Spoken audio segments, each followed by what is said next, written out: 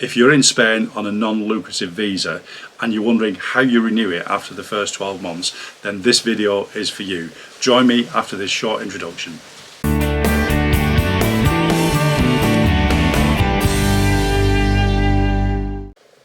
Hi everyone, and welcome back to Playa Blanca in Lanzarote, where today I'm talking about how to renew your non-lucrative visa. I did a poll a few weeks ago just asking whether people would like a video on exchanging your driving license or getting your residency renewal, and the poll was in favour of the driving license, so I did that one. But it's a few weeks ago now, and I did promise that I would do one on renewing your non-lucrative visa, so here it is. Firstly, why should you listen to me? Well, my wife and I, we arrived in Lanzarote on a non-lucrative visa in 2021, when there wasn't actually much information around, because we'd only just left the EU, and getting visas to go and live in Spain was something that was extremely new to people. So I had to read all the law and find out for myself what we needed to do. So we did our visas ourselves. I did our TIEs when we came here. I read all the law and everything about procedures, done all my research, and then since then we've done our 2 and 3 year renewals, and we've done our 4 and 5 renewals, and renewed our TIE cards as well after that. So we've done all that ourselves, did all the research and read everything that we needed to read, and we've done it all successfully. So I talk from the point of view of having read all the law, including the updated law from that came in at the end of well, it was the end of 2024 when the BOE came out, when the law was published, but it actually came into effect in May 2025. So so I'm pretty much up to date with things. So I'm going to tell you how to renew your non-lucrative visa. So first thing is a bit of terminology. When you, as you know, when you've gone through the visa process, what happens is you get a bonded visa stamp in your passport, and after that is valid for 12 months. So you've got your 12 months residency. Then after that you have to renew for the next 2 years, as we call it, a year 2 and 3 renewal. So you don't actually renew the visa. What you're doing, it's just, I know it's maybe semantics, it's just talking the terminology, but you don't actually renew the visa, so you don't get another stamp in your passport. You simply renew your residency with the immigration authorities, and then after that you renew your TIE card. So very much like getting your visa in the first place, it's a 2-stage process.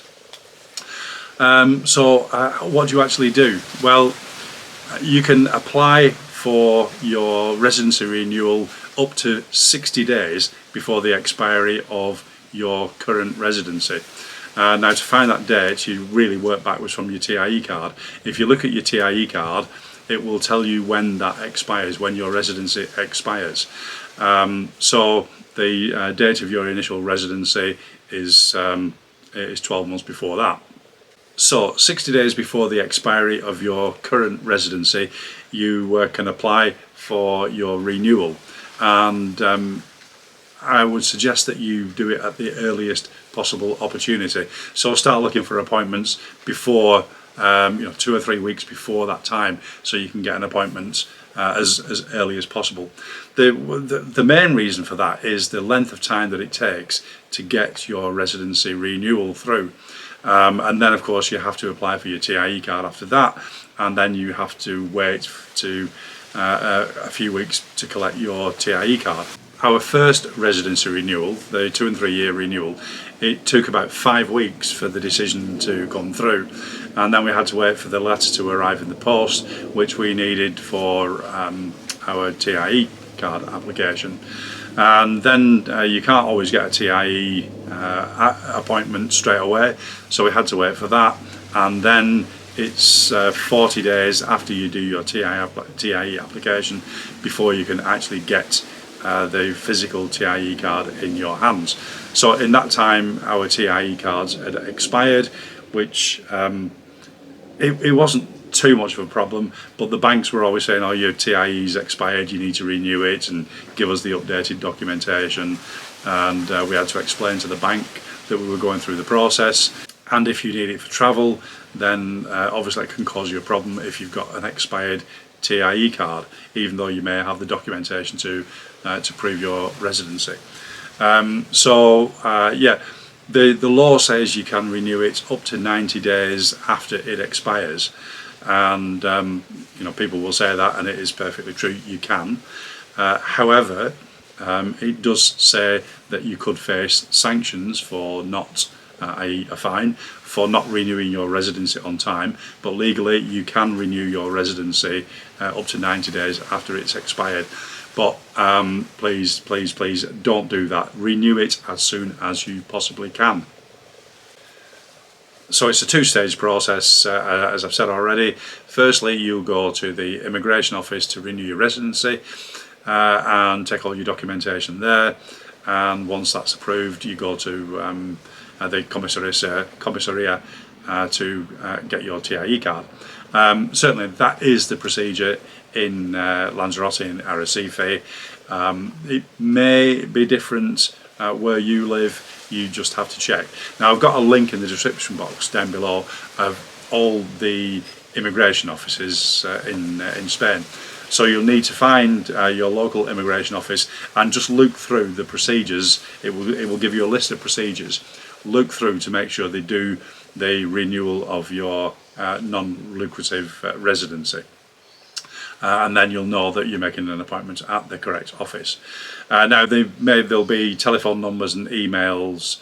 You may be able to make an appointment that way, but usually you would use the electronic office, the sede electronica, and you will make an appointment through that process. And again, I shall put a link in the description box down below, straight to the sede electronica, so that you can see how to make an appointment. Now, in some places, and I know Almeria is one of those places, you may need the digital signature in order to make an appointment with the sede electronica. So if you haven't got that, it's worth getting, because it comes in useful for all kinds of things to do with public administration in Spain. Otherwise, if you're using a gestor to do it, then they will no doubt be able to do that. They will have obviously the digital signature, and they will be able to do that for you. Regarding the appointment, you can make an appointment face to face, which in Spanish is known as presencial, or you can do it, submit your application electronically using the Mercurio system. Now I know that the immigration service prefer people to use the Mercurio system, but again, you need the digital signature for that. I think you can also use the clave as well. I'm not too sure about that, but you need the digital signature to do it by that. I've no experience of doing it by Mercurio. I've seen people have all kinds of problems uploading the files, and what do I do now with this? So we found it easier to do it in person and take our documents along. Now that may not be possible in certain places. They may require you to do it by Mercurio, and I'm sure at some time in the future everybody will have to submit their applications in that way, because obviously it cuts down the time that the immigration service need to process your application and all your paperwork. So, talking of paperwork, what documents do you need? Well, first you need the application form, which is the EX01, and you'll be familiar with that because that is the same form that you use for, or one of the forms that you use for the application for your initial visa. And it will just be, I think it's, if I remember rightly, on paragraph 5, rather than the where you tick the box, it's a new application. This will be the renovación, the renewal of your residency. So you just tick a different box. But other than that, it'll be all your details will be pretty much the same. You'll need your passport, which is in force, and you'll need a full copy of the passport. One of the things that they will be looking for is that you've spent the appropriate time in Spain, and under the updated law, that came into force this year, 2025, you need to have spent 183 days minimum in Spain in order to qualify to renew your residency. So obviously they will check your passport to see what stamps are in your passport to make sure that you've spent the requisite time in Spain. Right, you need your proof of funds, of course. Now there's a bit of a debate here about whether you need 2 years funds or 12 months funds. The law says you need 2 years funds. It doesn't actually say 2 years. What it says specifically is you need to prove sufficient funds for the period of residency that you're applying for. You're applying for years 2 and 3, so you're applying for 2 years residency, therefore you need 2 years funds for your 2 and 3 year renewal. Some people will say they've done renewals for people where they're only required to produce 1 year's funds. If they've got away with that, fine, but I'm simply saying to you what the law says, and I would hate for anybody to turn up for their residency renewal thinking they only need 1 year's funds and then suddenly they need double and they haven't got it. And if you went down the line of appeal, I'm sure the appeal will be rejected because the law does say you need 2 years funds. So again, that's the same as for the NLV. Per year it's the EPREM, which at current rates is €600 per month, and for the main applicant you need 4 times the EPREM, so that's €2,400 or the equivalent of €2,400 per month, and then for each dependent you need 1 times the EPREM, so another 600. So if you're a couple, for instance, then you will need a minimum of €3,000 per month, either in savings or as a regular income. Obviously if it's a regular income, so if you've got 3,000 or 3,000 plus euros per month as income, then that will be your income over the 2 year period anyway, so it's not like you'll need double that. But if you're purely relying on savings, we're talking about 36,000 euros per year, so 72,000 euros minimum if it's purely reliant on savings for a couple. So and also bear in mind the EPREM is reviewed every January. It hasn't gone up as far as I know for the last 2 years, so it may well increase in January 2026, but it shouldn't be too much different. I think previously it might have gone up by 2, 3, 4%, something like that, so it won't be a massive amount, but that's something to keep an eye on as well. You will need proof of health cover as you did for your non-lucrative visa, so that may be via your S1, which obviously will be registered with the Spanish health authorities. If not, you will need proof of your continued private health cover. We had to produce our certificate of insurance, and also they wanted to see our health card and just an A4 photocopy of the health card as well, to prove that we had the proper health cover. When we did our 2 and 3 year renewal, we were still on private healthcare, but when we did our 4 and 5, we'd moved over to the public healthcare via our S1s. So we produced the letter from the INSS, which showed that we were covered by the Spanish state health system. They also wanted to see our health cards as well, so we fortunately we had those with us when they asked for them. Right, so that's health cover. We did an updated copy of our marriage certificate, as my wife didn't quite have sufficient income or savings to cover her for the 2 year period, so she needed to prove relationship of our marriage in order to show that she was my dependent. So it's not always required. We got it just in case. We weren't specifically asked for it, but being our final renewal, I just wanted to make sure that we had absolutely everything.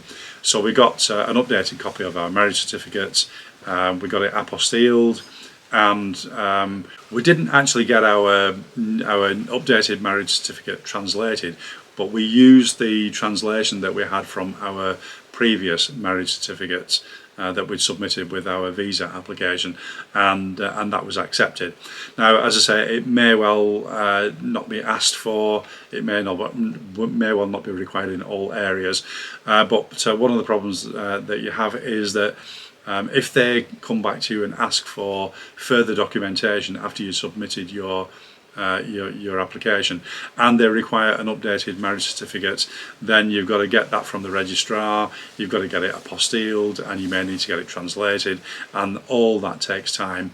And usually, I think by law, that you only have 10 days in which to do it. So we just thought, look, we've gone to all this trouble, belt and braces, make sure we have it for our application. We did have it, and there were no questions asked. It went through without any problems. You'll need your empadronamiento, which of course needs to be no more than 3 months old. So a very simple thing to do.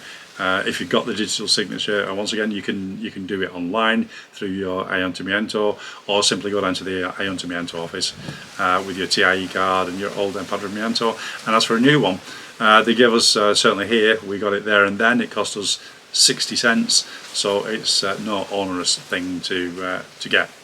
You'll need your current TIE card and also a copy of it. The reason we do copies of things like that is that they scan all the documents into a computer at your application interview, and so it's obviously easier to scan in an A4 piece of paper than it is to scan in a physical card, because they do it in bundles rather than just an individual document. So so your TIE card and a copy on an A4 piece of paper will certainly help. If you've got kids in school, you will need proof that they are in school. Probably most of us on NLVs don't, so it probably won't apply to most. Obviously we don't. So I have no idea what kind of proof you would require for that, but if you have, that's something that you will need to look into. You'll need to show that you have paid the fee, and the form is the 790052. So that's the form that you need for your residency renewal application. Go and pay that at the bank, and you'll get and you need the bank to either stamp it, or in our case at the Sabadell Bank they gave us a separate piece of paper which was proof of payment of the fee form. So you'll need the 2 copies of the fee form and the proof that you've paid it at the bank before you go to your appointment. Now, one thing that probably won't be asked for, but it does state it in the documentation, and it says, if required, proof of how you have integrated into the community. Now, I actually looked at that in more depth recently, because somebody put on one of the Facebook groups that I actually misunderstood. I misread the Facebook group. I thought that they'd been asked for it, but it seemed that their guest store had gone through the requirements for the residency renewal and said, you need this particular form, and nobody knew what it was. And actually there is a specific form that you get from the ayuntamiento, and it's proof of your integration into the community, and you really have to have proved to the ayuntamiento you've done certain things, so maybe language courses or other courses showing your integration.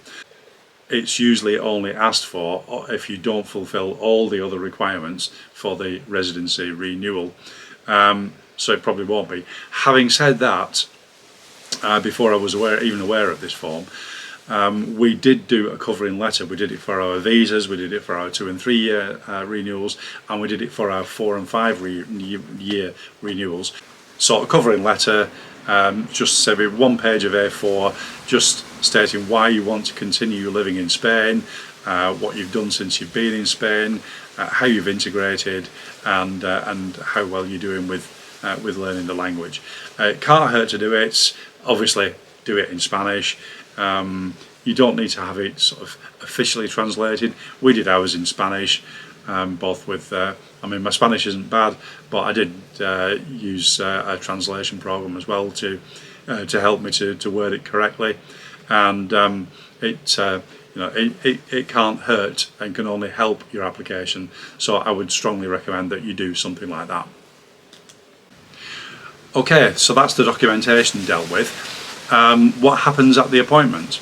Well, as I mentioned before, you can submit your documentation via Mercurio online, but I haven't done that, so I can't talk from any experience about doing that.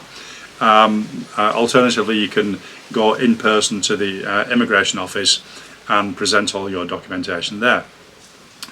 So arrive at your appointment on time.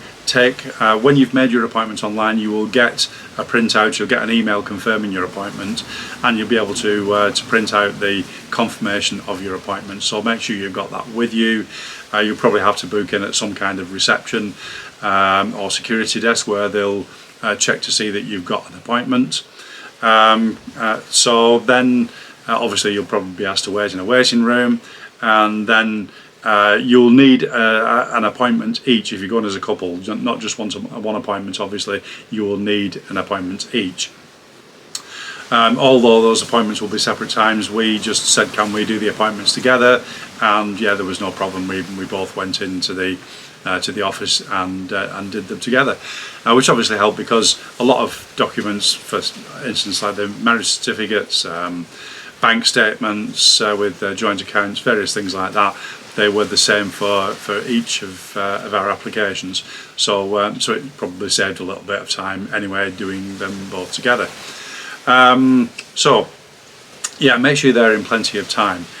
When you go into the interview, they will check through all the documentation to make sure you've got what is necessary. Now in our case, they're not actually scrutinising the documents there, they were just scanning them into a computer. Now our immigration office is in Arrecife, but the application is dealt with in Las Palmas in Gran Canaria. So they were being scanned into the computer, and then someone in Gran Canaria would scrutinise the documents to make sure that everything was in fact in order.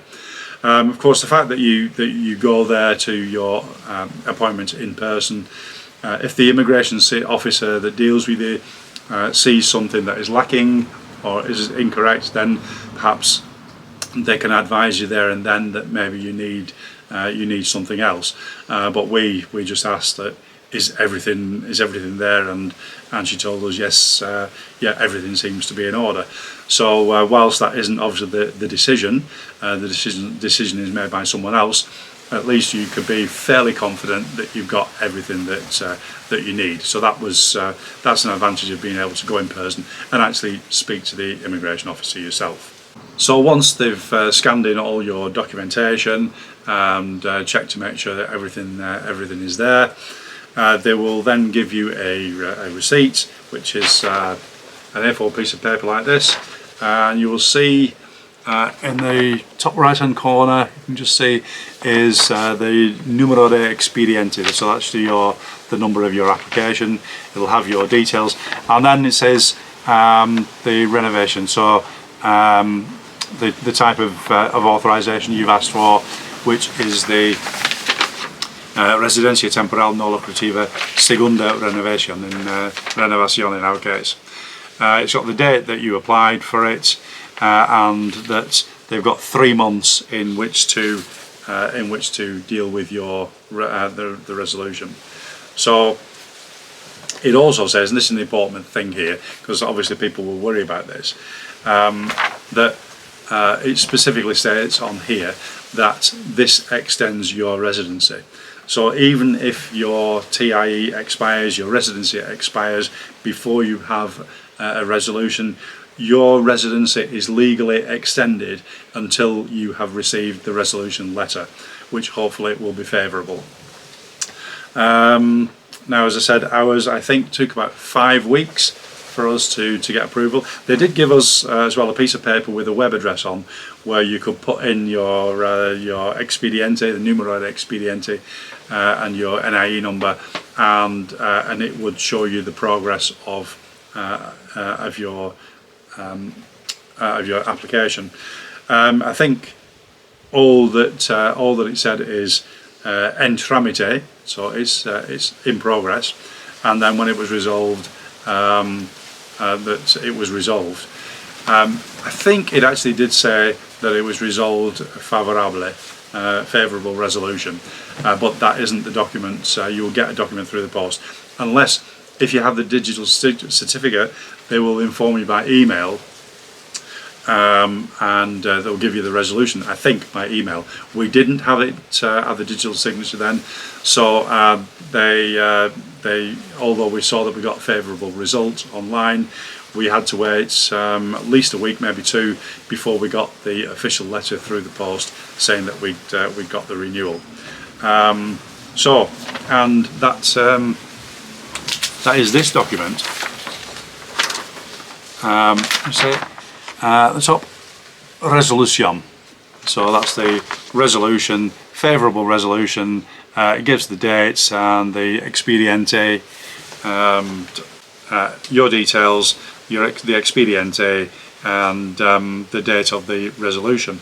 And it also says on there that you've now got 30 days in which to renew your TIE. So once you've got your resolution, you can then apply for your TIE renewal. You'll need that, as I say, you'll need that letter of resolution. Take that with you to your TIE appointment. Of course, as we know, it's sometimes difficult getting TIE appointments. We actually preempted getting our favourable resolution, and we made a TIE appointment before we'd actually got the resolution letter. I mean, one thing about it, you can always cancel your TIE appointment if you haven't got the resolution through. I don't know. I mean, it's all done electronically, so I don't really think there's any problem if you cancel and then make another and have to cancel again. I really don't know. But when I talked about the amount of time that it takes to renew your residency, our 4 and 5 year renewal actually took about 8 weeks for us to actually get the letter through. 8 weeks from the date of our immigration appointment to actually getting the letter through to get our TIE. So when you add on top of that the time that it took to get a TIE, another month on top of that, and then another 40 days, I think it is, before we could pick up the TIE card. So we're looking at 3, 4, nearly 5 months from initially starting the process to actually getting the updated TIE residency card in our hands. So yeah, it's a bit of a nuisance. There's not an awful lot we can do about it. We just have to go along with the processes, and that's really pretty much it. I'm not going into detail here about how to get your TIE card. I have done a previous video on in detail actually of getting your TIE card. So I'll put a link again in the description box down below. There'll be a link to that video. You can take a look at that if you want, but obviously if you're here on a non-lucrative visa, you'll already have done your first TIE anyway. 4 and 5 year renewal, that is exactly the same as the 2 and 3 year renewal. And for us, while we're 2025 now, early 2026 we'll be starting the process of our long-term residency. So I shall be certainly doing a video on that as well. I have done one previously just on the mechanics of getting your long-term residency, but obviously I haven't done the process myself personally. That's our job for next year, and how pleased we will be once we get that in our hands. Right, that's it for that. So I've really given an overview in this video of how to do it. As I said, there may be regional differences, but the law that applies is the same everywhere in Spain. If you have any questions, specific questions about what you need to do to renew your residency, or if anything that I've said isn't totally clear, please put a comment in the box down below, and I shall reply to. I always check the comments. I will reply to every question that is asked, and every comment. That's it. Thank you very much for watching. It's where are we? 8th of November, and it's a beautiful sunny day here in Playa Blanca. So I'm gonna enjoy the rest of the sunshine and do what we came to Playa Blanca to do. Enjoy the beautiful November weather. In the meantime, thanks again for watching. Give us a like if you actually enjoyed the video, and if you think this is useful, then why not subscribe if you're not already a subscriber. In the meantime, take care out there, and as we always say, nos vemos pronto.